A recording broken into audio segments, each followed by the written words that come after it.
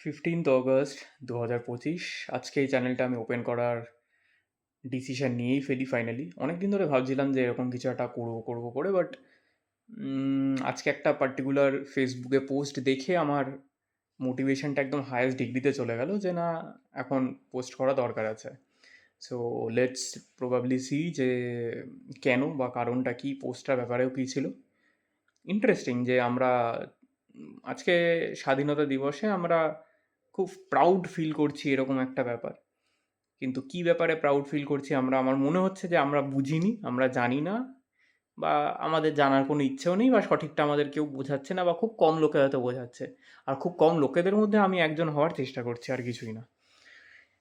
ম্যাটারটা আজকে দেখলাম যে একটা ফেসবুকে পোস্ট যে বুর্জ খালিফায় ভারতীয় ফ্ল্যাগ হোস্ট করা হয়েছে, বা ভারতীয় ফ্ল্যাগের ইমেজটা ওখানে ক্রিয়েট করা হয় গোটা বিল্ডিংয়ে। তো সেটা নিয়ে feeling proud, having goosebumps, feeling to cry, এই সেই, ভারত মাতা কি যায়। বুঝতে পারছি ইমোশনের জায়গাটা কোথায়, কিন্তু কেন ফিল প্রাউড করছি আমরা? এরকম একটা, মানে এরকম এরকম কেন যে একটা অন্য দেশ আমাদের যদি মানে একটুখানি ভ্যালিডেশন দিয়ে দেয় ছোট্ট করে, তো ওই ভ্যালিডেশন নিয়ে আমরা কেন এত পাগল হয়ে যাই? কেন এরকম হয়ে যায় যে গোটা দুনিয়ার দেখা উচিত ভারতের ফ্ল্যাগ বুর্জ খালিফায়, ভারতের ফ্ল্যাগ বুর্জ খালিফায়? মানে কেন এরকম একটা, আমরা এতটাই কি ডিভ্যালুড? আমরা নিজেদের কি একদম ভ্যালু দিতে ভুলে গেছি যে একটা কোনো থার্ড কান্ট্রি আমাদের ভ্যালু দেবে তখনই আমরা ফিল প্রাউড করবো, এছাড়া ফিল প্রাউড করার মতো কিছু নেই?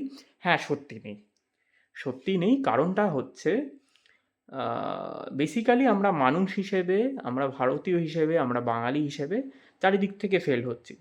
আর এটা একদিন নয়, যত বছর এগোচ্ছে তত ভালোভাবে ফেল করে যাচ্ছি। খুব সিম্পল ব্যাপার। আমাদের কনস্টিটিউশনে কিছু ডিউটিস লেখা আছে যে ভারতীয় হিসেবে আপনার ডিউটিস কী, ভারতীয় নাগরিক হিসেবে আপনাদের ডিউটিস কী।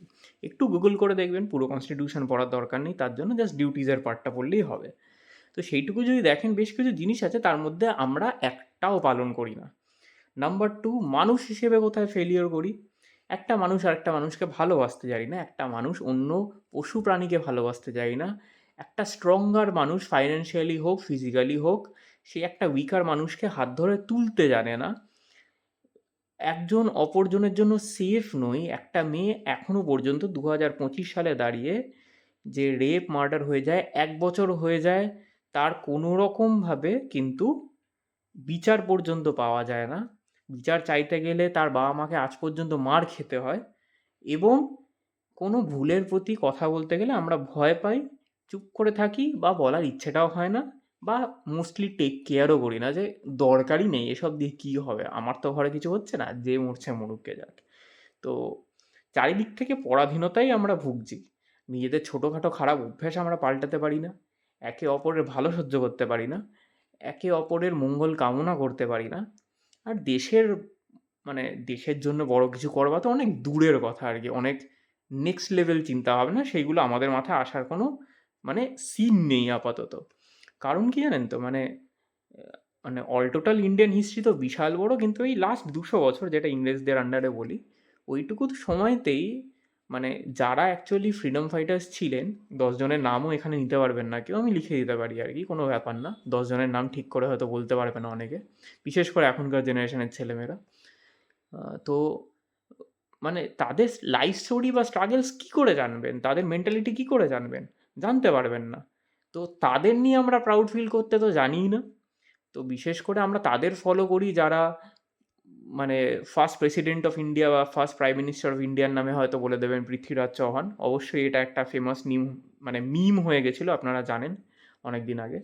তো সেসব জায়গায় দাঁড়িয়ে আজকে বুর্জ খালিফায় অন্য একটা কান্ট্রি, দুবাইতে, তো তারা জানেও যে যে আমরা এসব প্রচণ্ড পছন্দ করি আর কি, যে এ দিয়ে দিন 1 ঘন্টার জন্যে একটু শোকেস করে দিই, ব্যাস, একদম আমার পায়ে লুটিয়ে থাকবে ভারতীয়রা, এখানে লুটিয়ে থাকবে। মানে আমার জন্য, আমার লাভের জন্য জাস্ট পায়ে লুটিয়ে তা ওদের ওখানে কাজ করবে পাগলের মতো, মানে জীবন দিয়ে দেবে ওখানে আর কি, রীতিমতো লয়্যালটির। কি না 1 ঘন্টা বা যাই হোক কতক্ষণ দিয়েছে, তো সেই ফ্ল্যাগটা রাখার জন্য, আর কিচ্ছু না। মানে আমরা এত ডিভ্যালু করি নিজেদের। তো সব কিছু ছেড়ে দিন, বেসিক্যালি আমরা ঘরের চারপাশের বাইরে আমরা মানে রাস্তা, একটু ড্রেন বা একটু রাস্তার কোনা বা কোনো পার্ক বা কোনো ঝোপ জঙ্গল এসব পরিষ্কার করতেও জানি না। আমরা বেসিক সেফটি হাইজিন মেনটেন করি না। মুখের ভাষা তো ছেড়েই দিন, আর কি কোনো কিছু বলার দরকার নেই। অ্যান্ড স্বাধীন ভারত এরকম একটা জায়গায় এসে দাঁড়িয়েছে, অ্যান্ড কিছু বলার নেই এ ব্যাপারে বেশি কিছু আর। সো মানে আমার রাগ এটাই হয়েছে যে, মানে খুব রাগ বলবো না, এটা একটা দুঃখ, এটা একটা মানে অদ্ভুত জ্বালা, মানে যেটার উপর মোটিভেট করে আমি ভিডিওটা তৈরি করতে শুরু করে দিলাম, যে একটা থার্ড কান্ট্রি তাদের দরকারের জন্যে আমাদের ফ্ল্যাগ 1 ঘন্টার জন্য হোস্ট করে দিল তাদের বিল্ডিংয়ে, আর তাতে আমরা মানে পাগল হয়ে গেলাম আর কি ওই দেশটার জন্য। আর ফেসবুকে তো চলেই বাকি trolling and this and that, পাকিস্তানের দেখা উচিত এই সে, এই 1 মিনিট, পাকিস্তানকে ট্রোল করছি বলে কিন্তু আবার আমাকে ভুল বুঝবেন না। ওটা ট্রোল করার মতো দেশ, ওদের ট্রোল করারই দরকার আছে। বাট এই ব্যাপারটা নিয়ে নয়, আমি মনে করি না। কারণ নিজেরা একটু ইমপ্রুভড হই, নিজেরা ভালো হই, দেশের জন্য আরেকটু ভালো কাজ করি, নিজে ছোট ছোট দোষগুলো একটু একটু করে শুধরাবার চেষ্টা করি, তারপর না যাকে ট্রোল করা বুঝতে পারবেন যে হ্যাঁ, ট্রোল করেও যে আলটিমেটলি কোনো লাভ নেই, সেটা নিজেরই টাইম ওয়েস্ট করা, নিজেকে ছোট করা, তো আর কিছু না। ওই জায়গাটা অবধি পৌঁছানো দরকার আছে। যাই হোক, তো ভিডিওটা চালু করে ফেললাম। জয় হিন্দ, বন্দে মাতারাম, ভারত মাতা কি জয়। ভালো থাকবেন, সুস্থ থাকবেন সবাই। আমার নাম অভি।